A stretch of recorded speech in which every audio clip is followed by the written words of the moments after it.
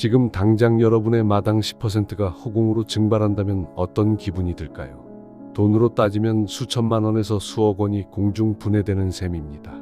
이 숫자를 듣고도 가슴이 철렁하지 않는다면 여러분은 이미 부자거나 혹은 자신의 자산에 너무 무관심한 겁니다.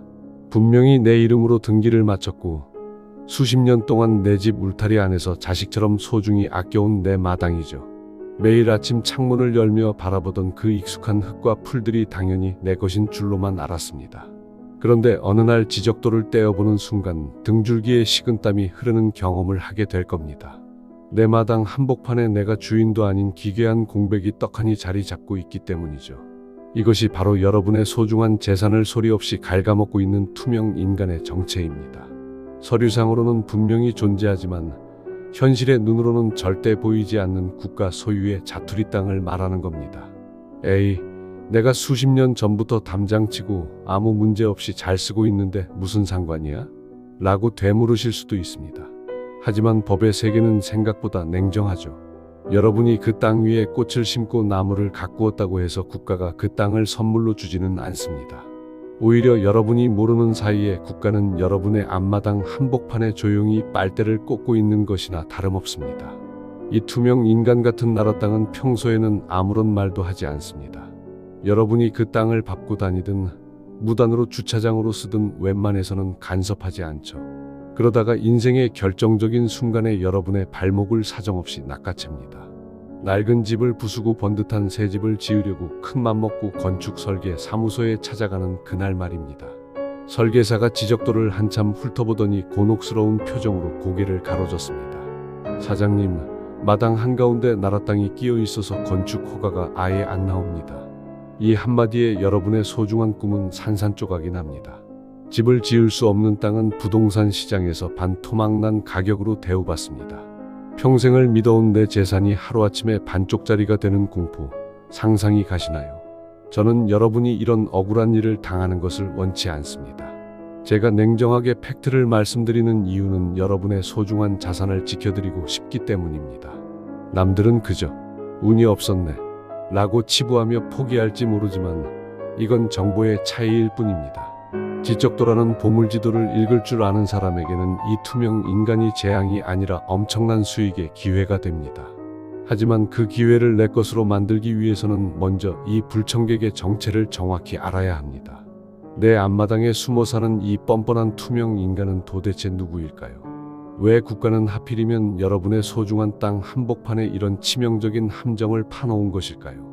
지도에도 제대로 나오지 않는 나라 땅의 비밀과 그 소름 돋는 정체를 지금 바로 파헤쳐 보겠습니다. 단 1평의 땅이 100평의 운명을 바꿀 수 있다는 사실을 믿으시겠습니까?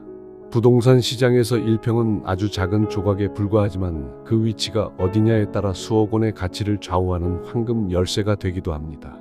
하지만 안타깝게도 대부분의 사람들은 이 황금 조각을 발밑에 두고도 그저 쓰레기 더미라고 부르며 지나칩니다. 여러분의 집 담벼락 뒤 혹은 매일 다니는 골목길 구석을 유심히 살펴보세요. 자풀이 무성하게 자라있고 누군가 버린 쓰레기가 가득 쌓인 그 좁고 긴 땅 말입니다. 사람들은 저 지저분한 땅은 대체 주인이 누구야? 라며 인상을 찌푸리며 외면하죠. 이 지저분한 땅의 진짜 주인은 바로 대한민국입니다. 지적도를 떼어보면 주인 이름 자리에 국 혹은 시라는 글자가 선명하게 박혀 있습니다.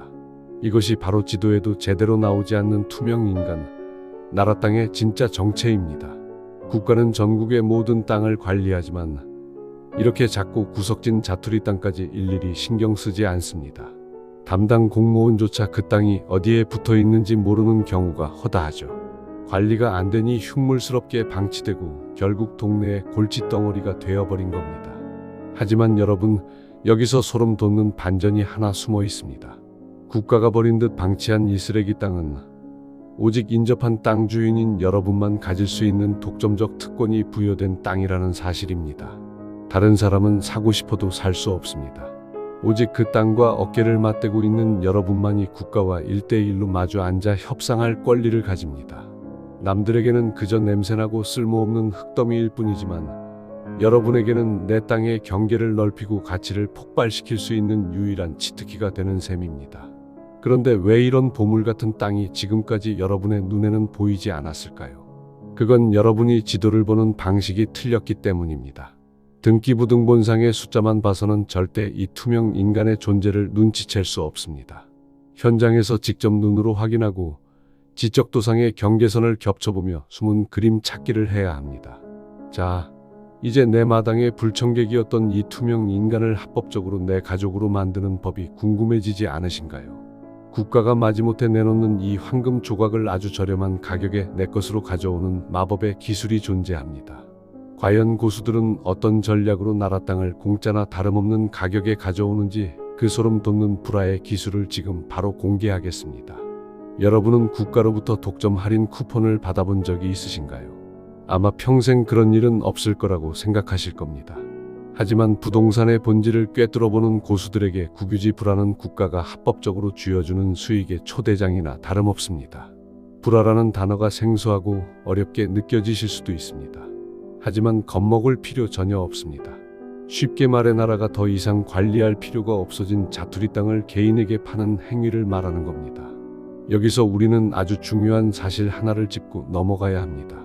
국가는 장사꾼이 아닙니다.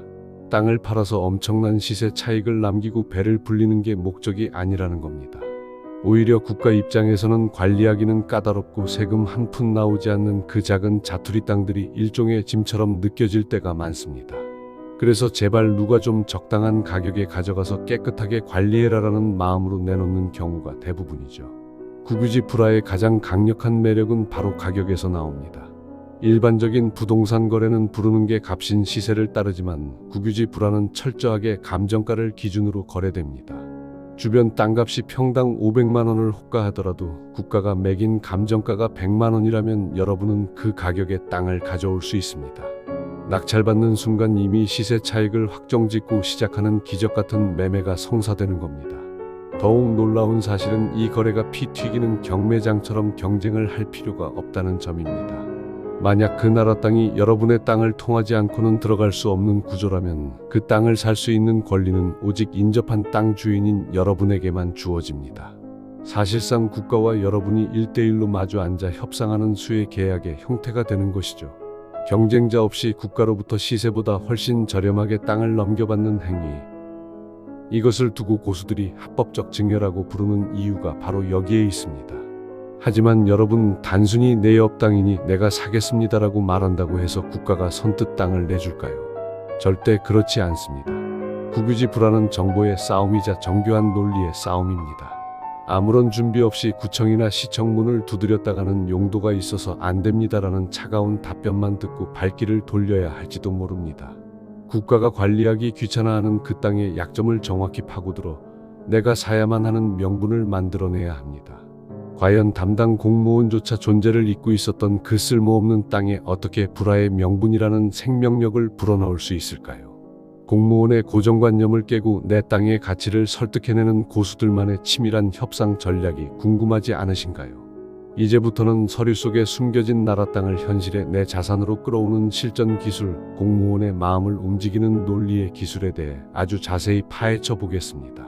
90% 이상의 담당 공무원이 여러분이 탐내는 그 땅의 존재조차 모르고 있다는 사실 알고 계셨나요? 여러분이 호기롭게 서류를 들고 구청 문을 두드려도 돌아오는 건 그게 어디 붙어 있는 땅입니까? 라는 황당한 질문일 가능성이 높습니다. 국가가 관리하는 땅은 수백만 필지에 달하지만 실제 관리 인력은 턱없이 부족하죠. 그들에게 여러분 집 옆에 작은 자투리 땅은 보물이 아니라 언제 터질지 모르는 민원 폭탄이자 귀찮은 행정 업무의 연속일 뿐이라는 겁니다. 이 지점에서 우리는 냉철하게 전략을 짜야 합니다. 무작정 내 땅 옆이니 싸게 파세요라고 떼를 쓰는 건 하수 중의 하수입니다. 공무원의 머릿속에는 오직 하나, 어떻게 하면 사고 없이 이 업무를 안전하게 처리할까? 라는 생각뿐이죠. 여기서 우리는 그들의 귀찮음을 해결해주는 해결사로 변신해야 합니다. 이 땅은 국가가 직접 관리하기엔 면적이 너무 작아 효율성이 떨어지고 쓰레기 무단 투기나 자풀로 인한 민원만 계속 발생하고 있습니다. 라는 날카로운 팩트를 먼저 던지세요. 그리고 이어서 인접 토지 소유자인 제가 이 땅을 매입하여 담장을 정비하고 책임감 있게 관리하겠습니다라는 상생의 논리를 제안하는 겁니다. 이것이 바로 공무원의 마음을 움직이는 명분의 기술입니다. 내가 이 땅을 가져가는 것이 국가 입장에서도 행정 비용을 줄이고 민원을 원천 봉쇄하는 이득이라는 사실을 일깨워줘야 하죠. 여러분의 사적인 이익을 내세우기보다 공적인 문제를 깔끔하게 해결해준다는 세련된 태도를 유지하세요. 하지만 단순히 말만 번지르르 해서는 안 됩니다.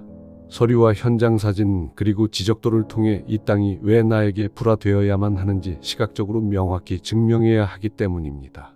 여러분의 땅이 지금은 울퉁불퉁하고 쓸모없는 돌덩어리처럼 보일지 모릅니다.